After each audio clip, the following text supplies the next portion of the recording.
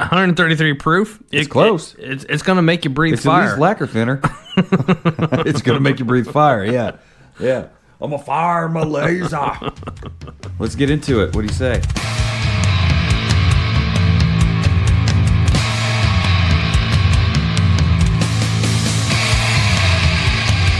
Sounds like a good idea. All right. Ladies and gentlemen, you are listening to the Savor the Burn podcast, but you probably already know that because it popped up on your podcast app of choice. Dude. Bang, bow. Thank you for listening. Please, if this is your first time listening, please click follow and like and subscribe on whatever it is that you're listening to us, and maybe even drop us a little line, a review or a comment or an email. We'll get to the email here in a second. Leave us a little note as to where it is that you're listening to us, and definitely keep following along, especially if you like us. If you don't like us, that's fine. Just keep following. But yeah, you can find us anywhere you listen to podcast apps: Spotify, Audible, Apple Podcasts, Google, Samsung, many more. Like I said, email info@savortheburn.com.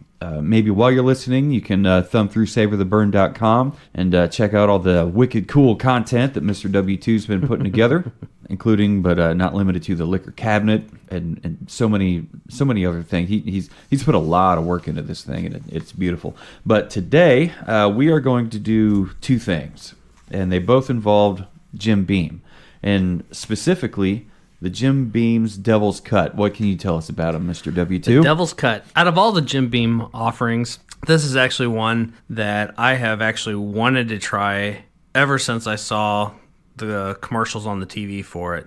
Okay. I say okay in that way because I thought you were more jazzed about the double oak. Here recently, yeah, when I learned all these different ones, but just in general, long term, the Devil's Cut's been out for quite a while. I have not had an opportunity to try it yet, but it's one that I've, just because of the branding and the image that they've kind of put on there.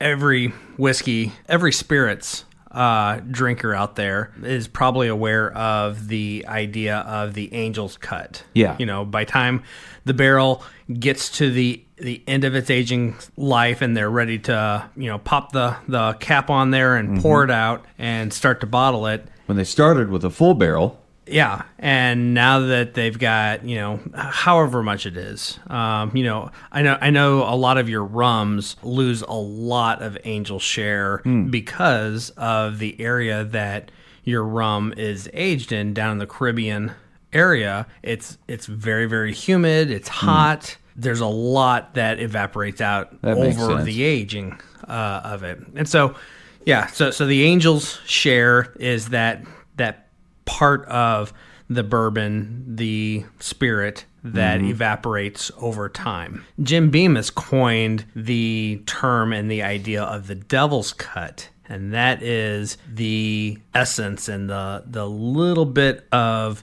liquid that's left trapped in the staves and the inside of the barrels, and I still remember the commercials where they show the staves like twisting and squeezing trying to wring it out each last drop of there. And that just kind of always stuck in my head of trying to. But the idea behind that is that yields that little extra oomph in your bourbon. So we've got Jim Beam's Devil's Cut. It is still a Kentucky bourbon. It is a no-age statement, but with all the research I did online, it looks like that about 6-ish years is what this is said to have been aged. It is a char level 4 in the cask. I'm not too terribly up on really what that actually means. I think those char levels, is 5 the top differ. Level? Yeah. Okay. Yeah.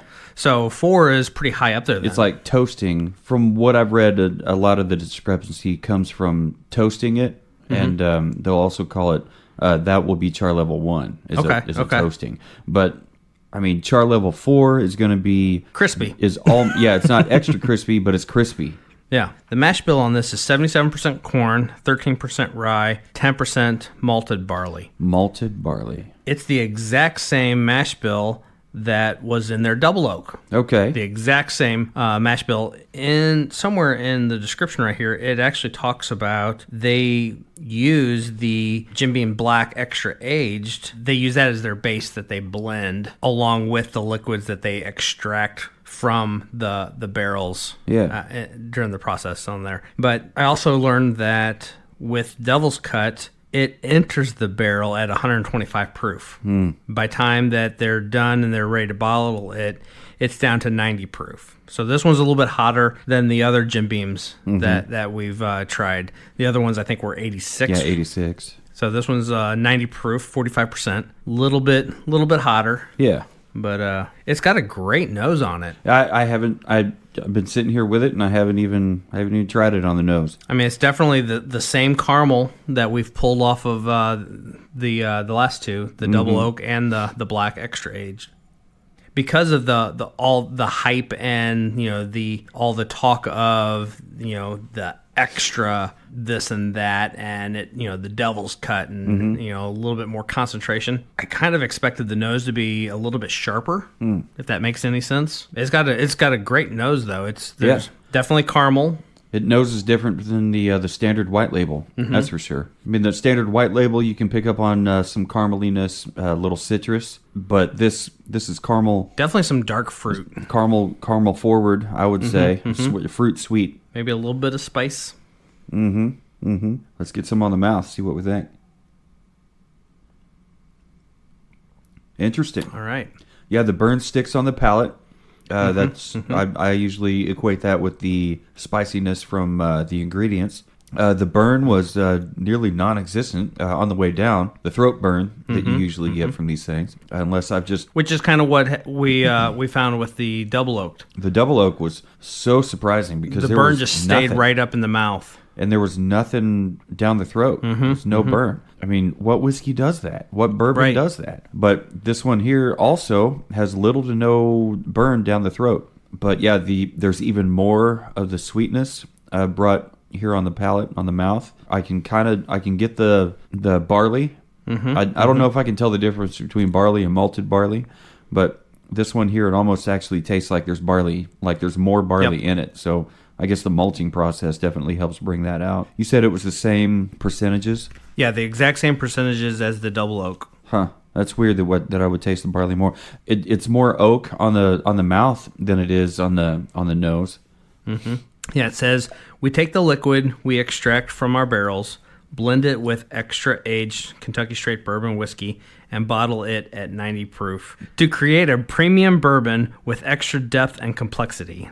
Designed to be enjoyed neat or on the rocks, Jim Beam Devil's Cut has a robust flavor with deep color, aroma, and character. Yeah, you know what? We talked about some of those more difficult for me anyway flavors to kind of pinpoint, things like leathery or licorice or absinthe or medicinal whatever.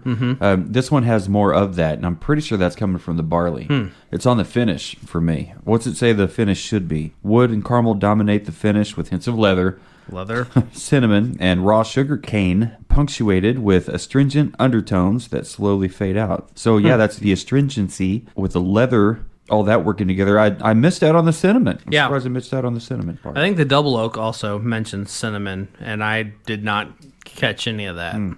But yeah, there's plenty of vanilla. Would you say this has got toffee? Or just caramel?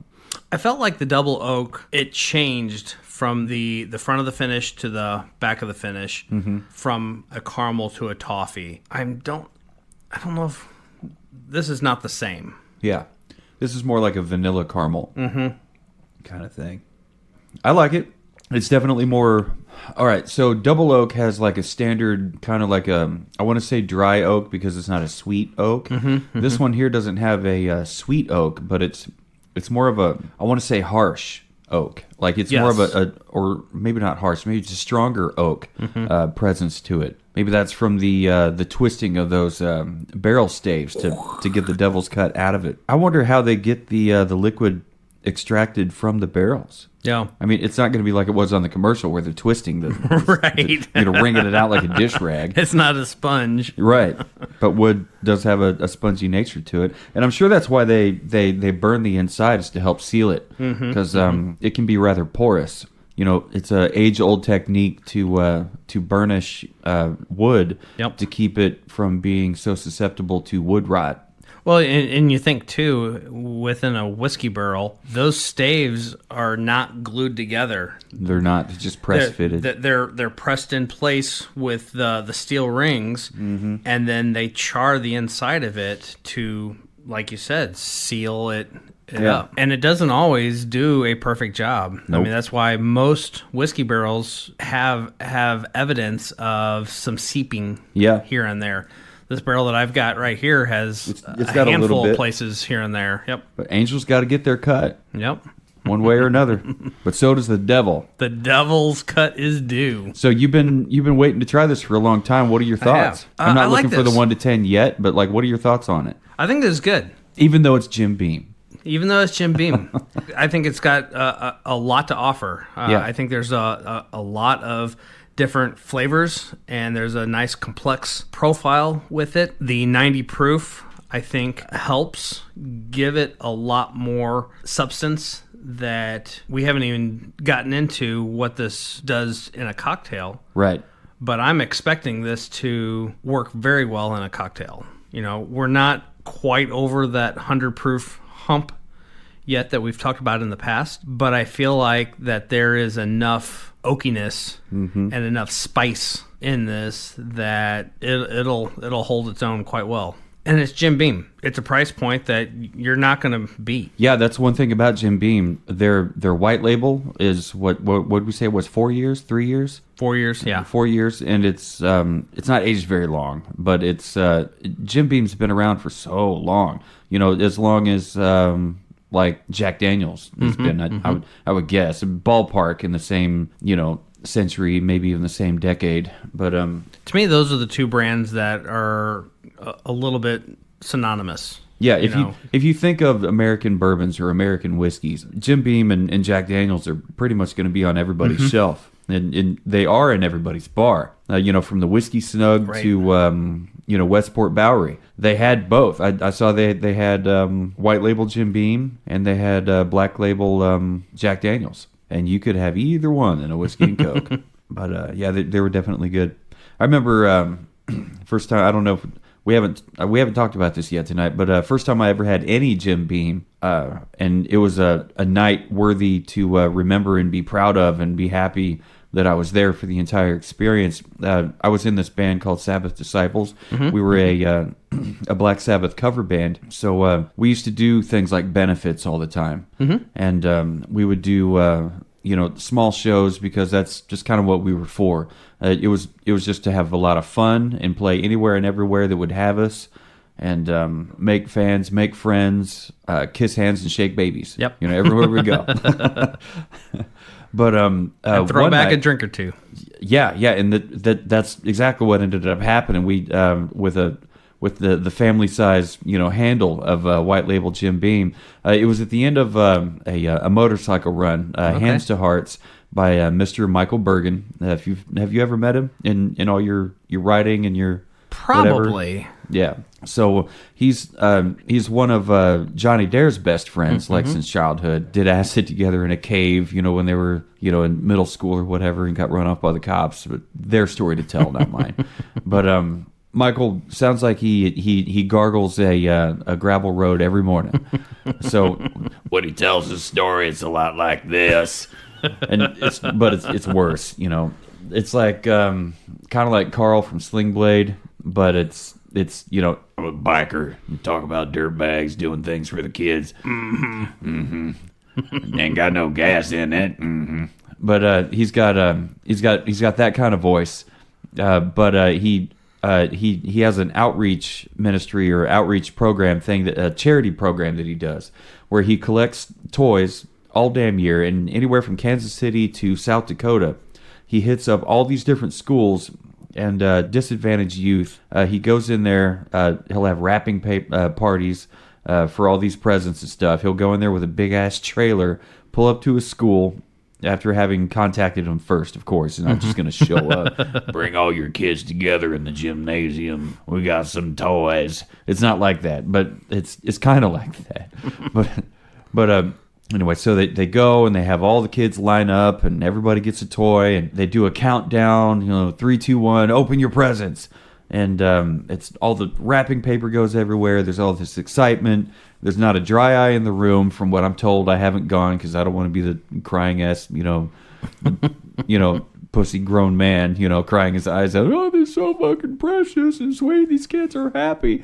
And unfortunately, man, some of these kids are so dirt broke, poor family situations. They don't even open them that day. They take them home so they'll have something to open on Christmas morning. Wow, that's tough to even think about. But anywho, he sets up these motorcycle rides where he gets a whole bunch of people together. There's a sign-up fee. You get a patch. He does one in the spring and one in the fall. I think he's done like 26 of each so far. And so something like that. I don't know. It's some stupid amount. He does these religiously twice a year.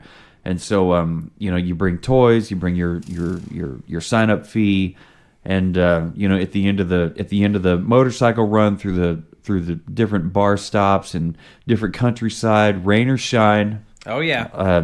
It's been like 40-degree just downpour rain, but these bikers, these scumbags, they come together and they just do it anyway. Yep. They're like, it's going to be a tough ride, but we're doing it, and they fire it up and they roll on. And so at the end of the night, usually whatever bar they're at, they have a band playing, usually a cover band. Mm-hmm. And that's where Sabbath Disciples came in. And we were playing some Sabbath, as we did. And we had our set split up to where we would play for 30 minutes and then take a break and let Michael do some announcements and thank yous or whatever. And then we'd play for like another 30 minutes. I remember that night we had like maybe 3 sets, but we only got to the end of the second one before he just, it was time to give Michael the mic.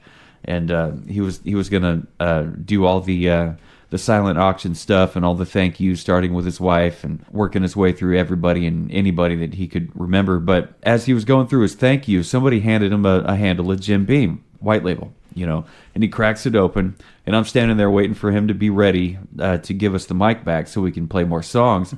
And he hands over the bottle. Here, why don't you get you a pull of that? He's like, do you drink? Do you drink whiskey? I'm like, yeah, of course, but okay. And so I'm just, I take a swig and I pass it back, and he takes a swig and he's like, I fucking love you guys. You guys are great. Really love having you guys here again. But unfortunately, our bass player, he didn't make it to the next year. But it was a whole lot of fun. But yeah, that was probably my happiest memory with Jim Beam. With all these dirt scumbags coming together for such a great cause. Dirty bikers and dirt bags, and just appreciate the hell out of every one of you. He might be a fun guest to have. I don't know what time he gets up. He works at Exide, I think, but I don't know. He's probably got to be there at the butt crack of dawn. But it'd be great to have a time where we sit down with him and chit chat. I wonder if he'd be up for it. Maybe I'll ask him at a wrapping party. Yeah. Because I like to keep in contact with him because he's the kind of person that you want to stay in contact with. He does so much good, and for no apparent reason. He's just that kind of fucking dude. And it's like he's the kind of dude like you want at least part of yourself to be something like him. Like when you finally shed this mortal coil, and how do you want to be remembered? Hopefully, you want to be remembered by some of the good things that you've done, and maybe not the scars you've left on the world, but some of the good deeds that you've done for, like I said, no apparent reason. But yeah, that was a good one. Another time, I think, I've mentioned Michael Keaton, old bass player friend of mine. I credit him with being the reason I ever got in a band in the first place, because he had a band, and even though it didn't work out, we were in severed path together for a while. One day he was over at my house, and I decided, I don't know how far into the bottle I was, but I was drinking the Jim Beam, I was in the sauce, and I decided it was time to cook pancakes. And I got so frustrated because every fucking pancake I cooked, I burned. And I'm like, I never do this. How do you burn a pancake? What is wrong with me? Who knows what it was? Just alcohol, I think, was the problem. And me being fucking dumb and cooking. Yeah, he was like, I don't want my pancakes burnt. Actually, I don't even want pancakes. Like, nobody wanted pancakes, but I was making pancakes for everybody. Dumb. How about you? You got a Jim Beam? You got a Jim Beam story? I mean, yeah, you've kind of already given us a little one. You've seen the commercials for the Jim Beam Devil's Cut. You were really looking forward to trying it. I know what Jim Beam I do not like is the Jim Beam Cola. Cola. Jim Beam makes a 12-ounce can cola. Yeah? It's awful. I've had the Crown Cola. It's awful. Yeah, straight to the trash. It's terrible. They got a Crown Peach Tea that they sell in that 12-ounce can. That's okay. It's tolerable. Is it? Okay. Yeah. The Jim Beam Cola, though, I guess it's, are you a Coke product person or a Pepsi product person? It depends on what it is. Depends on my mood. Generally, I like Coke better than Pepsi, but I do like cherry Pepsi better than cherry Coke. I can get behind that. And Sure. If I'm at Taco Bell, I want Pepsi. If I'm at McDonald's, I want Coke. Okay. If I get Pizza Hut, I want Coke products. Even though they switched to Pepsi, I have to stop by a gas station and get Coke products. That's when I'm drinking caffeine. Even on both of those, though, no name generic cola Yeah, like is RC Cola. always. Even though RC Cola is a name. I grew up on RC Cola, so Did too. So I get it and I understand it. But yeah, just plain generic no name cola. Like Best Choice or Always Save. And that's the way I feel like the Jim Beam Cola is. It's flat tasting syrupy cola. That's not good. With a little splash of Jim Beam on top of it. Yeah, That's it's not unfortunate. good. Do you have a 1 to 10 on the Devil's Cut? Although I am really, really enjoying this, I think I'm going to knock this one down to a 7. Okay. I'm looking forward to this redeeming itself as a cocktail. At a 7, there's not a lot But- of redemption that needs done. No, not at all. The Devil's Cut doesn't 7 need that is, much redemption. is respectful. Absolutely. It's better than average, better than 5. And just like you, we're actually going to agree. I'm throwing a 7 at it as well. Because comparing it to the white label, all 3 of the ones that we've tried, the Devil's Cut, the Double Oaked, and the Black Label Extra Aged, all 3 of those are missing the citrusy note that I usually pick up on the original the white label Jim Beam. This one here, there's the Devil's Cut has a hint of it, so it's a little bit better than the white label, I think, where I keep it a 5 because the Devil's Cut has a little bit more of a emphasis on certain things, like the caramel. Is more present. What else was it? It has an astringency that's not found in the white label. That I think, which was that leather flavor that was in there that I was trying to figure out, and it probably has to do with this malted barley. I'm not sure how much malted barley is in the white label offering, but I don't think I usually pick up on malted barley when it comes to just the standard white label Jim Beam. So I'm not giving it as high as a rating as I would the Double Oaked or the Black Label Extra Aged, mostly because when it comes to the oakiness that is in this Devil's Cut, it's the type of oakiness, like I forgot how I described it earlier. Harsh wasn't the right word, but it was, for lack of a better term, violent than it is just a standard oaky flavor. So it's just not my preferred oakiness that I would go for when I'm looking for an oak inspired, a bourbon with an oak forward. I think that's what I was looking for when I'm looking for a bourbon that has an oak forward profile to it. I thought this was kind of funny in one of the tasting notes that I found, and for this one I cross-referenced a couple different sites to kind of piece together some published tasting notes on this, but I thought this was kind of funny. On the nose, I found one that says, "Smells like a wood shop, but under that thick lumber lies layers of caramel, dark fruit, Jim Beam spice, molasses, toffee, etc."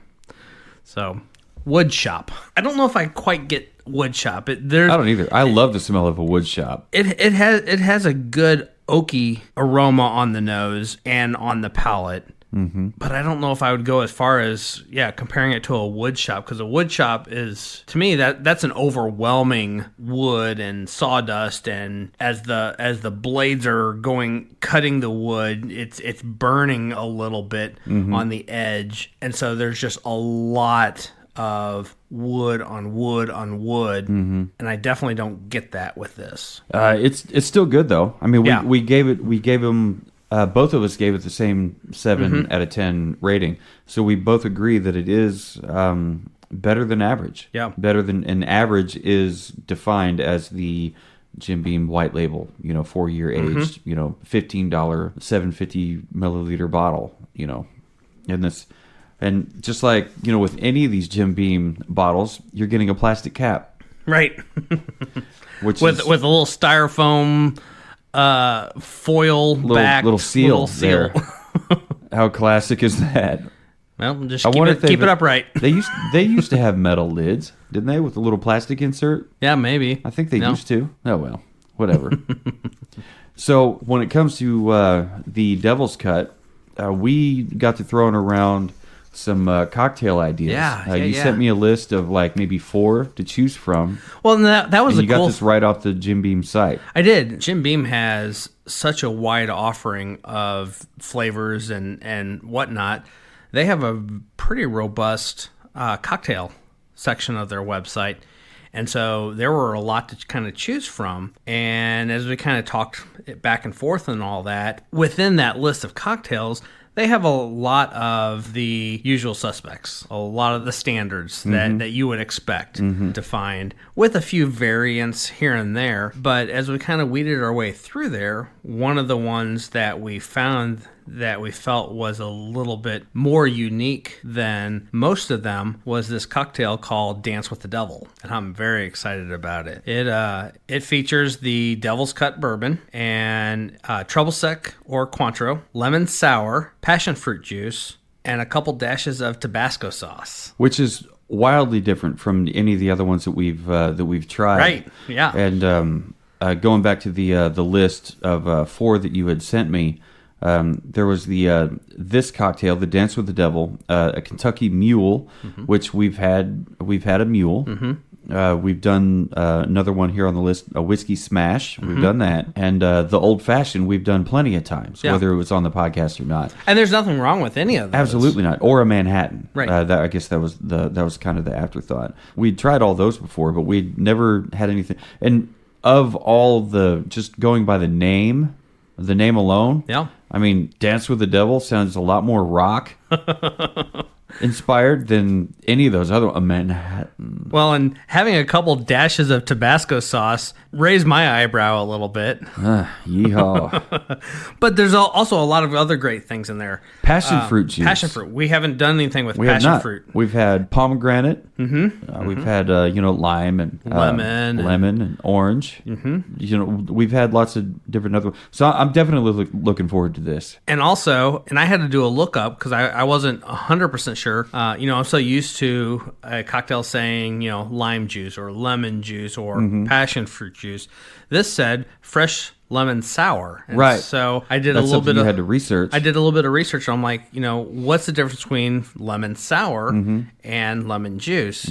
And, we talked about the simple syrups recently. I took some steps into making my first simple syrups. The same night that I did that, I went ahead in preparation for this cocktail. I made some homemade lemon sour. And super, super easy. It's basically sugar, water, fresh squeezed lemon juice, fresh squeezed lime juice. And that's it. Whether it's the sour or a simple syrup, you don't want to bring it to a boil because that changes the molecular makeup of it. For a simple syrup, once it reaches boiling point, it actually goes into more of a candied Like a caramel. like a caramel, and that's not what you want. So it's that low simmer, continually, stirring to keep it from reaching a boiling point. And that's what I did for the sour as well. Is before I did anything, I added the sugar, added the water. I got the sugar to completely dissolved, and then took it off the stove, let it completely cool down to room temperature, and then added the lemon and lime juice to that. And then make sure that that's good and shook up and stirred together, and then I poured it into our cool skull bottles. Bottles, yeah. And those are. You said that was all my fault. You were sending me some pictures of some. They were simple syrup bottles. Whatever, but they didn't rock. Yeah. I was like, I wonder if there's any skull. Because, like, you've got a bunch of other skull stuff over here on the bar.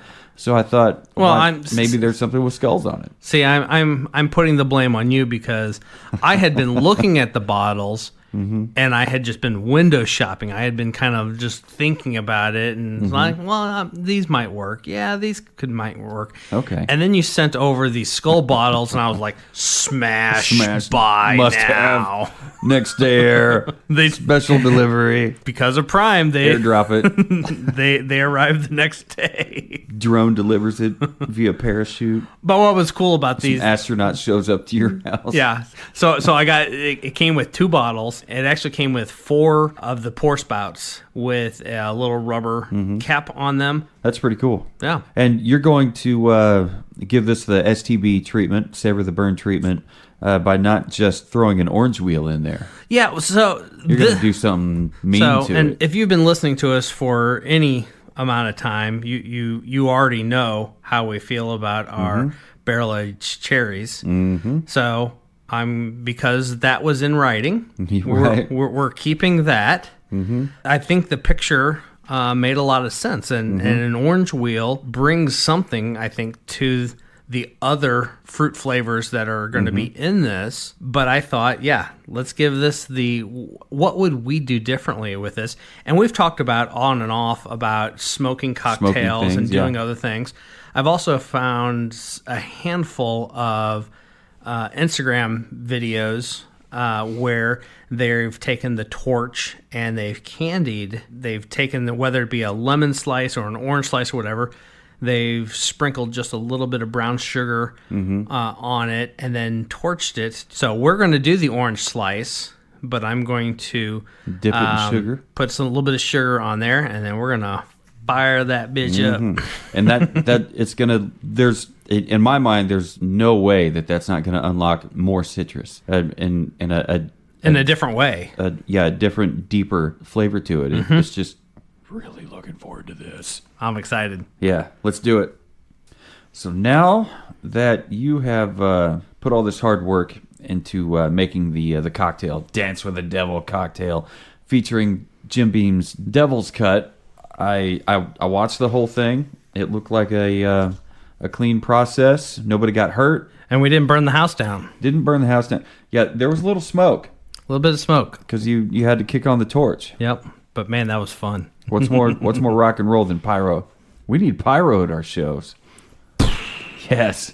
Not great white levels of pyro, where everybody has an unfortunate experience at the club. But so you took some sugar, you put it on the orange wheel, you popped it with the torch, used that as a garnish, threw the barrel aged cherry on there. The bada bing, it looks good. I'm ready to try this. Yeah, let's try this. Cheers, sir. Cheers, sir. Wow, the smell is amazing. Oh hell yeah. That's very different, too. Yeah. Wow. Passion fruit, man. I think we're going to have to figure out some other cocktails to use that passion fruit for. That's delicious. Yeah, that's really good. And those 2 dashes of Tabasco, it doesn't overpower it, but on the back end of it, there's a little bit of a spice. It lets you know it's there, or it was there. I just unskewered my so did I. I'm dropping it in there. And I don't know about yours, but man, I just got a huge flake of caramelized deliciousness that just came off the top of this orange. Yeah, there you go. I'm picking mine off like a scab. It's like a creme brulee. There's citrusy sugar goodness. My skewer fell apart. This Devil's Cut bourbon really does take center stage with the passion fruit juice and really shines. And crunching that sugar. Oh man, I mean that makes it. There's just a little bit of burnt smokiness in that sugar. That's a mighty fine cocktail. Mr. W2, you've knocked it out of the park again. Thank you, sir. I think the next time we make this one, though, we off air, as we were kind of putting this together, we kind of debated back and forth, and my orange slices were probably a little bit bigger than I had anticipated, but we debated whether I needed to get my round double old-fashioned glasses, which are a little bit taller and the diameter is a little bit bigger on them, or just stick with the square bottom rocks glasses that we do love. And we decided to stick with the square bottoms, and the orange definitely fills it up quite a bit. But yeah, man. Wonder what caramelized sugar on a dehydrated wheel would be like, or half a wheel. Oh yeah, yep. You know, I that might be thought good, about too. that. So as I was kind of planning this out and thinking in my head for a second, I thought, would it make sense to try to caramelize the sugar on one of the dehydrated orange wheels? Because I have a ton of them, and Maybe if you rehydrate it in the passion fruit juice. oh yeah. Fat people know how to cook, Wayne. It's what we do. We're good at eating, so we know what we like. But also knowing, doing the math on this one, for any of the cocktails that I've made specifically in these square glasses, with the square cube that I put in there, I can comfortably get 3.5, pushing up to 4 ounces of cocktail. Doing the math on this ingredients list, we're at 5. Yeah, we were pushing it. Which is why there's still Little extra some in the left in the shaker. shaker, which we will not let that go to waste. Very good. It's a very good cocktail. I think that was a good choice. It's not only a good cocktail, but it's a very different cocktail Yeah. than what we've done. Yeah, we've never used passion fruit juice. We've never brought out the torch. Used the element of fire. Mm-hmm.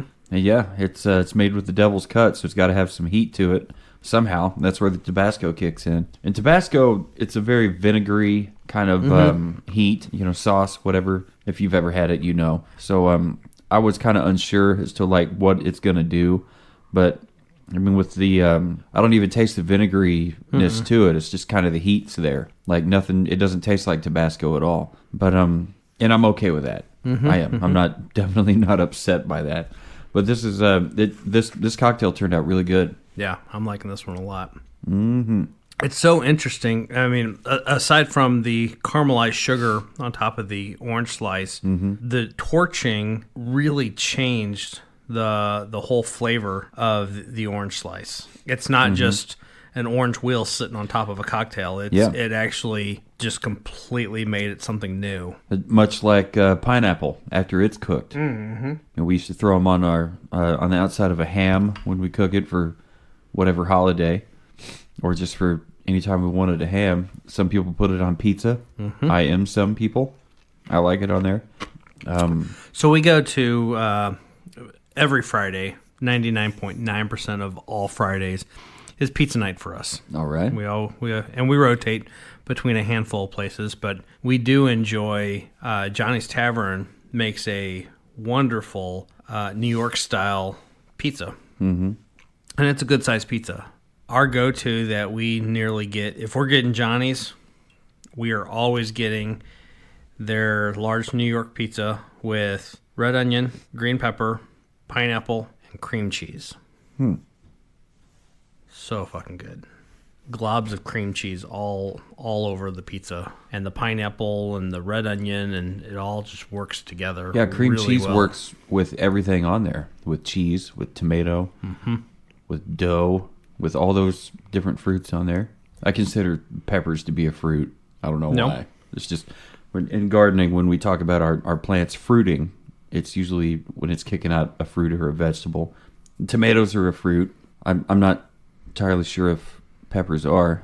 They're in the nightshade family, but whatever. Nerd shit. Gardening nerd gardener.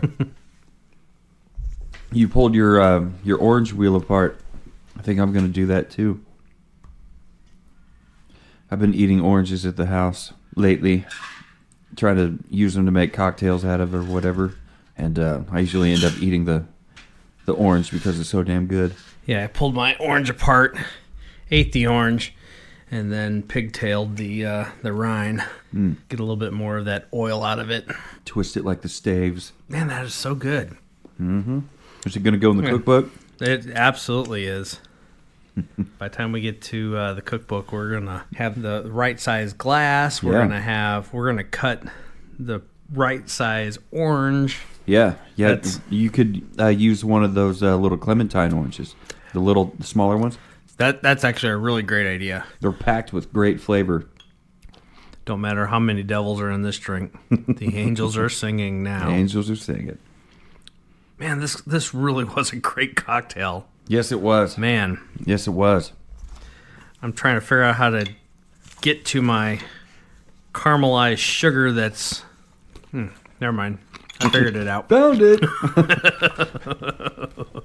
Well, dear listener, I think that brings us to the end of this episode. If you're looking for a Kentucky bourbon, or any bourbon for that matter, that works great neat or in a cocktail, if it's something that's oak forward, this Jim Beam's Devil Cut, it has a lot to offer. It's complex, it's versatile bourbon with plenty of oak and spice, and it holds its own in a cocktail, such as, but probably not limited to, the Dance with the Devil cocktail that we found on the Jim Beam .com website, but we definitely gave it the old STB treatment.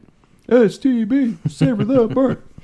That's what that acronym is, dear listener. STB is savor the burn. Not to be confused with STD. Do not want STDs. That's a totally different burn that we do not savor. No. Go see a doctor, get you some penicillin. Hopefully you're not allergic to it or immune to it. Any closing thoughts, Mr. W2? Tonight was a win. It was a win all around. With, yes, dear listener, you're getting this piecemeal. You're not getting all three of these bourbon tastings in one episode. If you did, it'd be like what's the timestamp now? 4 hours? 3.5? Yeah, almost 3 hours. You get a 3 hour long episode ish.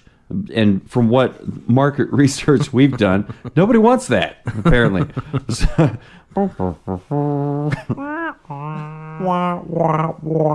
But that's fine. That's fine. It gives us more to share. We split it up. We make it right. We send it out, and you folks tell us that you like it. Unless you have to start the episode 3 times just to get through it, which I'm sure a lot of you have listening to the Chandler episodes with the Dead Guy whiskey and the what else did we try with him? The honeycomb. We had the There's honeycomb. Talked about skydiving and motorcycles and wrestling.